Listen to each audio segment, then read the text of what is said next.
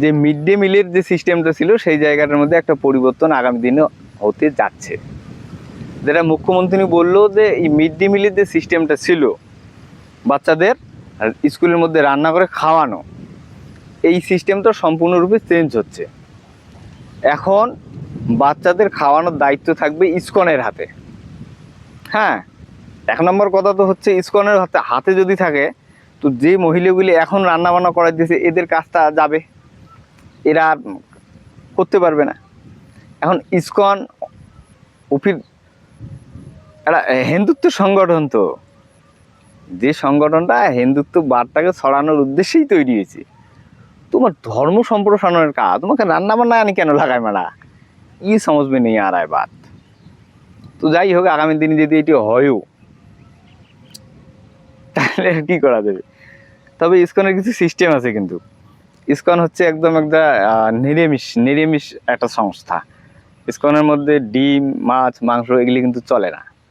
তাহলে এখন বর্তমান সময়ে বাচ্চারা সপ্তাহে 2 দিন ডিম, 1 দিন মাংসটা পাইতো।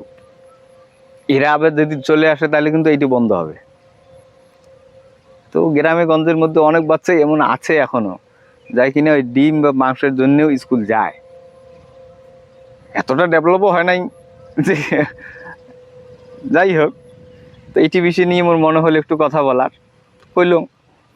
তোমার কি মনে হয়, তোমার মতামতটা একটু কমেন্টের মধ্যে দেন। আর এই সরকারটা সত্যি কি কাজ যে করতেছে। এক তো প্রথম অবস্থায় গরু জব করা বন্ধ করে দিয়ে বহুত মানুষের ক্ষতি করলো। দ্বিতীয় অবস্থায় হোকার উচিত করে দিয়ে সাধারণ মানুষকে রাস্তায় নিয়ে আসলো। তারপরে ভোটার লিস্টে ওটা তো আছেই, কিছু লোককে ধরাও পাকড়াও হচ্ছে বাংলাদেশে পাঠানোর উদ্দেশ্যে, ওটা একটা হচ্ছে। এখন এইটি একটা করলো, বাচ্চাদের খাওয়ানোটা ইসকনকে দিয়ে দিল, মানে বাচ্চারা নিরামিষভোজী হবে এখন আর কি। তো অন্নপূর্ণা ভাণ্ডারের টাকাটা নিয়ে এরকম তারিখের পর তারিখ হচ্ছে। তো মোটে এই সরকারটা ভালো লাগলো না। এই সরকারটা পরিবর্তন দরকার। মানে এ তো জাস্ট আসলো, কিন্তু এই আসিয়ে যে কাজগুলি করবে নিচ্ছে তাদের খুব একটা ভালো লাগেল না। আগামী দিনে মনে হয় এটা সরকার না থাকলেই ভালো। ঠিক আছে, এটা আমার ওপিনিয়ন, আমার মনে হওয়াটা তোমার সাথে শেয়ার করলাম। তোমারটাও একটু কমেন্ট বক্সের মধ্যে দেন।